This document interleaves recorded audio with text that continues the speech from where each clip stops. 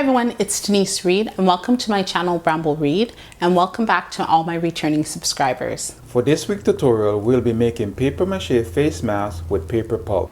Now before we start, make sure that you subscribe to my channel, that you hit that notification bell and you give the video a thumbs up, and you can also leave a comment down in the description box.